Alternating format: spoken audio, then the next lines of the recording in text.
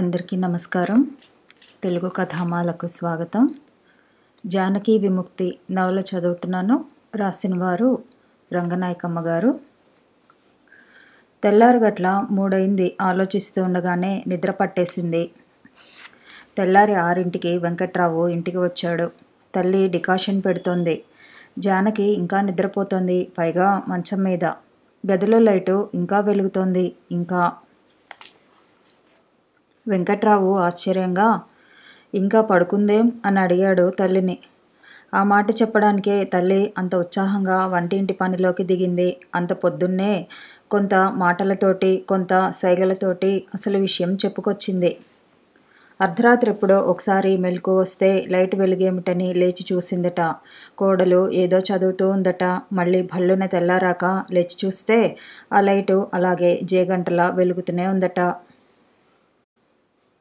నీ కళ్ళతో నువ్వే చూస్తున్నావుగా. తెల్లవార్లు లైటు వేసి వదిలేసింది. ఏ 10 రూపాయల కరెంటో ఖాళీ ఉంటుంది. దాని సొమ్మేం పోయింది?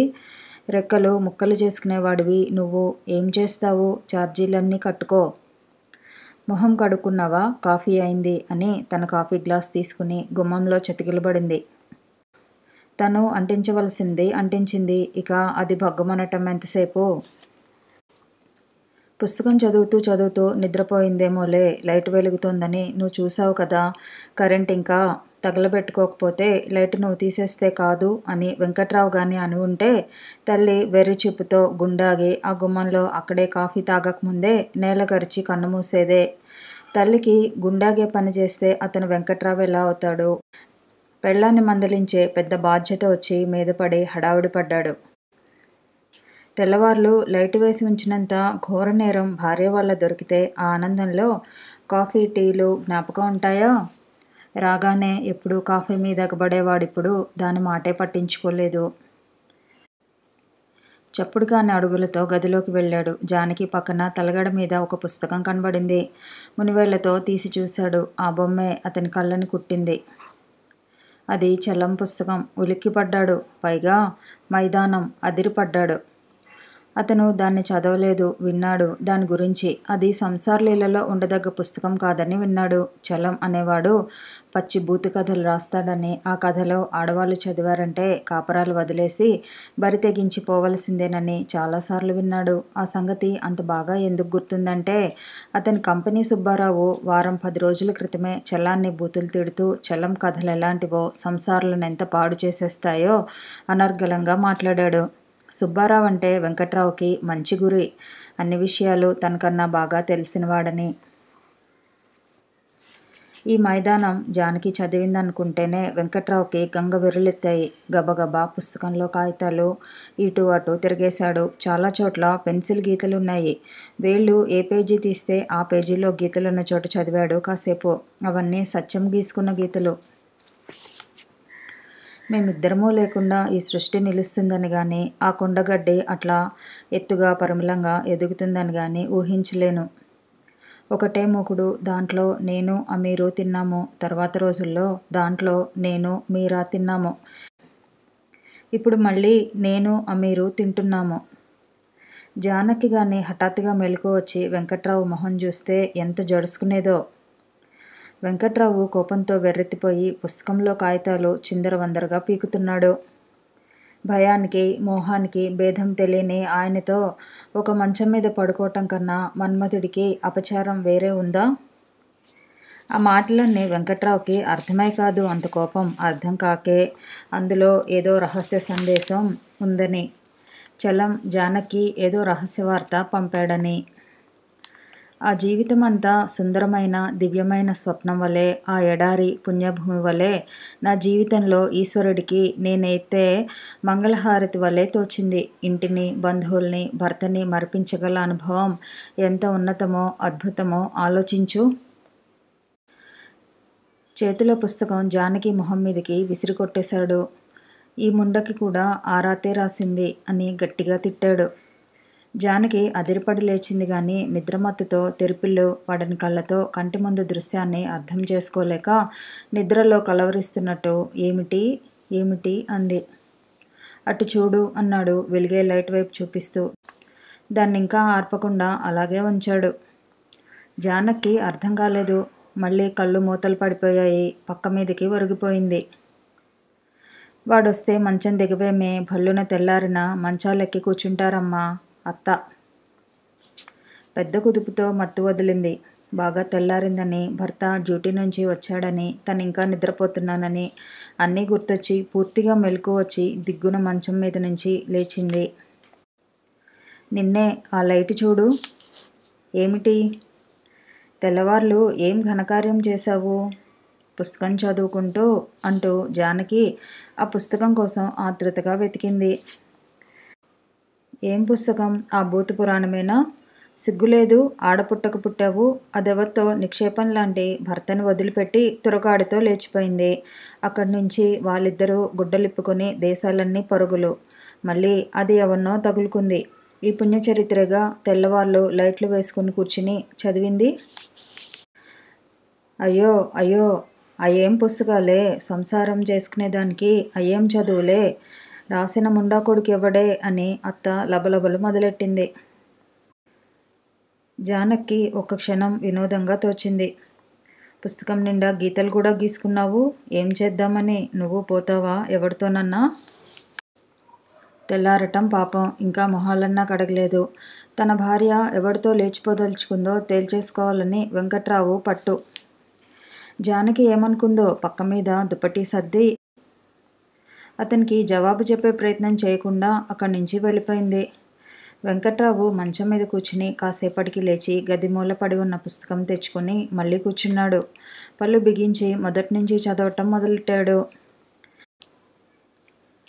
వెన్నెల్ని చీకటిగాను, పరిమళాన్ని కంపుగాను, సుఖాన్ని దుఃఖంగాను మార్చేసే నైపుణ్యం గల వెంకట్రావు మైదానాన్ని ఉత్త బూతుగా కాక ఎలా అర్థం చేసుకుంటాడు? చదవటం మొదలుపెట్టిన దగ్గర నుంచి కొరకొరలే. జానకి ఎక్కడెక్కడ చిరునవ్వులు నవ్విందో అక్కడక్కడల్లా వెంకట్రావు మండి పడిపోతున్నాడు. ఆ ప్లీడర్ భార్య తిరుగులేని ప్రశ్నలు అడిగినప్పుడల్లా ఆ ప్రశ్నలన్నీ జానకే తనని అడిగినట్టు పళ్ళు నూరుకుంటున్నాడు. ఆ పుస్తకాన్ని ఒక వరుసలో సహనంతో చదవలేక కాగితాలు వంకర టింకరగా లాగుతున్నాడు.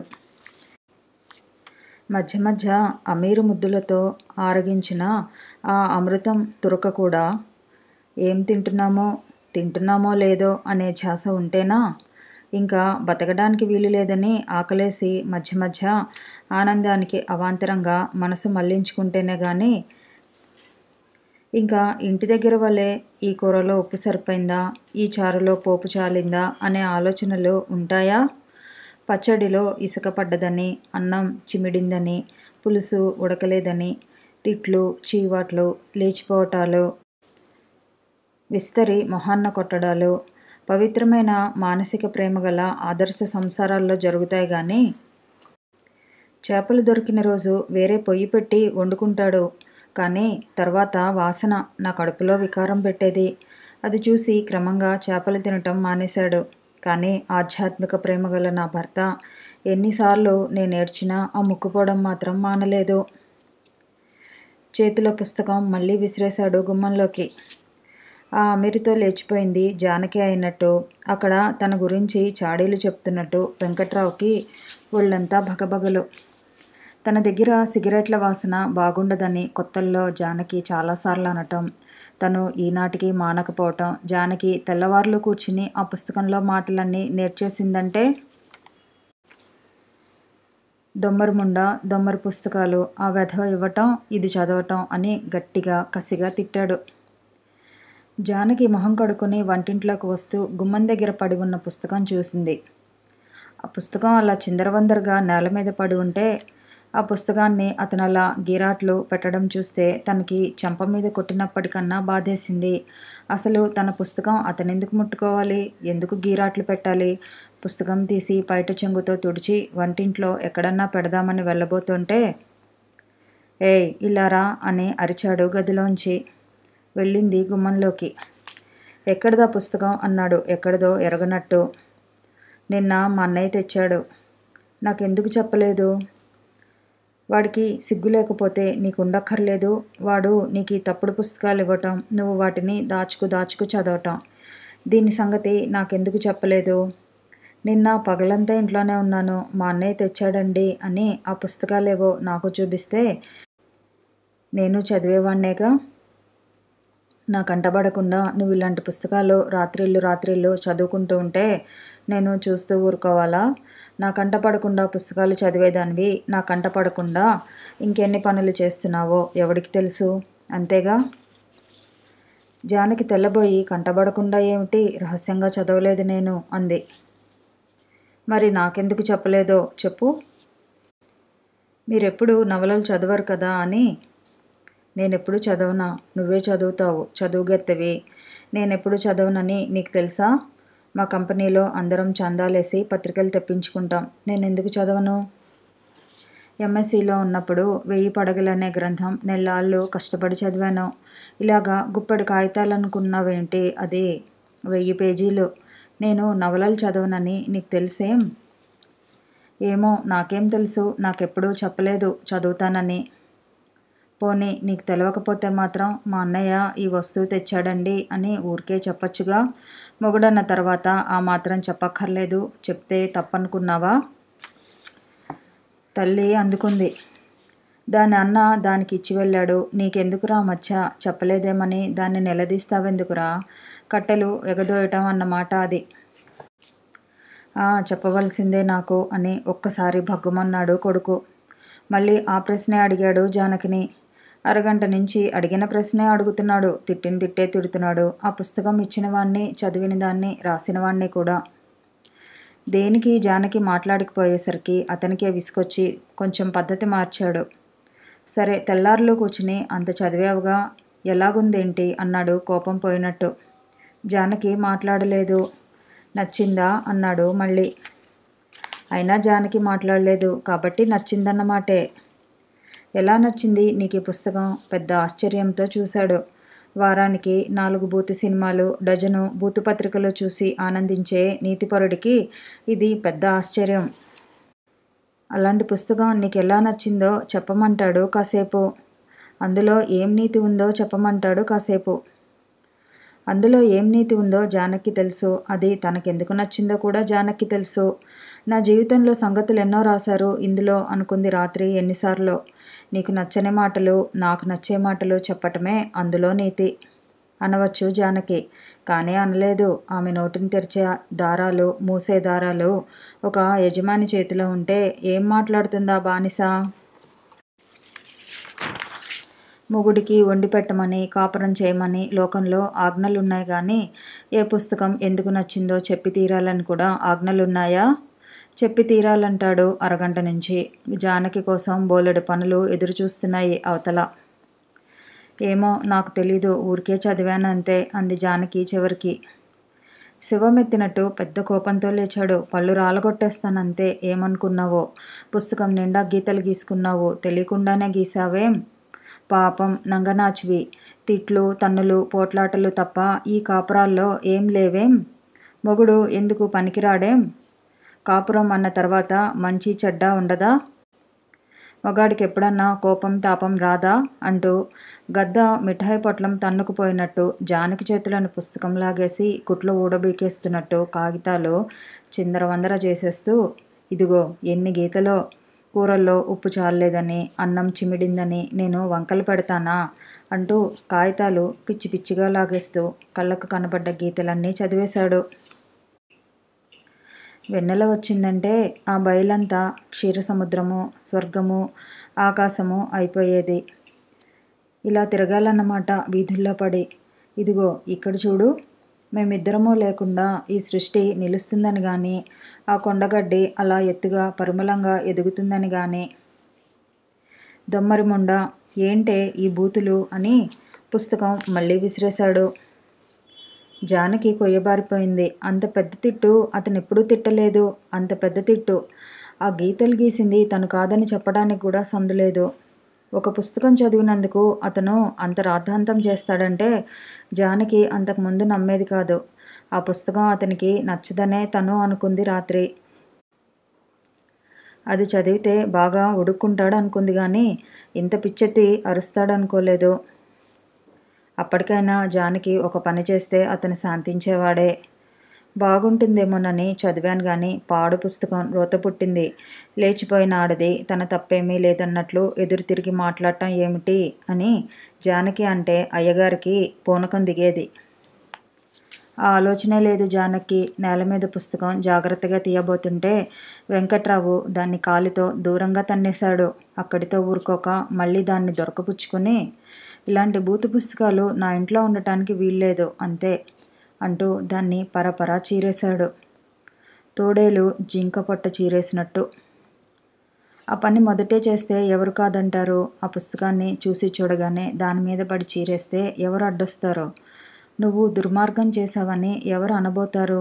కానీ కొంతసేపు వాదోపవాదాలు జరిపినట్టు జరిపి ఆ పుస్తకం చెత్త పుస్తకం అని ఏకపక్షంగా తేల్చి దాన్ని చింపి ముక్కలు ముక్కలు చేసేశాడు. అప్పటికి పూనకం అణిగిందా భర్తకి. భార్య చేసిన తప్పుడు పనికి సరిగ్గా బుద్ధి చెప్పానని సంతృప్తి పడ్డాడు. కాగితాలు చీరేశాడు గాని గత రాత్రే ఆ భార్యకి సంక్రమించిన ఆలోచనా శక్తిని ఏం చేస్తాడు? కాగితాల మీద నుంచి ఆమె హృదయంలోకి మారి అచ్చుపడిపోయిన కొత్త కొత్త భావాలను ఏం చేస్తాడు? ఆ పుస్తకం ఇంట్లో లేదు కాబట్టి ఇక ఆ ప్రమాదం ఇంట్లో లేదు. తీసేయ్ ఆ చెత్తంతా ఆజ్ఞ. జానకి కళ్ళు నిండుకొచ్చాయి. ఆ కాగితం ముక్కలన్నీ ఒళ్ళోకి ఎత్తుకుంది. వాటిని పెట్టె అడుగున పోసి దాచుకోవాలనిపించింది. కానీ తీసుకెళ్ళి వాకిట్లో తుక్కుబుట్టలో పోసింది. ఇంట్లో పనంతా పూర్తి చేసుకుని 12 గంటలకి అన్నం తినబోతే ముద్ద ముద్దకి దుఃఖం వచ్చింది. నోరు తెరిచినప్పుడల్లా బావురుమని ఏడవాలనిపించింది. ఒక పుస్తకం మీద అంత పోట్లాట, అంత జబర్దస్తి, అన్ని మురికి తిట్లు, ఎందుకో బతకటం ఉత్త మొద్దులాగా. సరిగ్గానే పేరు పెట్టారు తనకి, మొద్దు మొద్దు అని. నా పుస్తకం ఎందుకు చింపాలి అని ఎందుకు అనలేకపోయింది తను. అతని వస్తువు తను పాడు చేస్తే ఊరుకుంటాడా? పెన్నో పెన్సిలో తీస్తే ఊరుకోడే. వంకర టింకరగా రాసి తగలబెట్టేశావంటాడు. తను మాత్రం జబర్దస్తిగా పుస్తకం చింపేశాడు.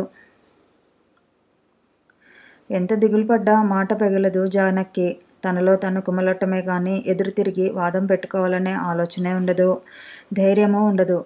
ఎప్పుడన్నా భరించలేక ఒక మాట అడిగినా అతనేదన్నా అనగానే ఆఖరు మళ్ళీ నోరు తెరవదు. నా బతికింతే అని కళ్ళు తుడుచుకుంది. కథ కొనసాగుతుంది. మళ్ళీ కలుసుకుందాము. ఈ వీడియో నచ్చితే లైక్ చేయండి, షేర్ చేయండి, కామెంట్ చేయండి, ఛానల్ని సబ్స్క్రైబ్ చేయండి.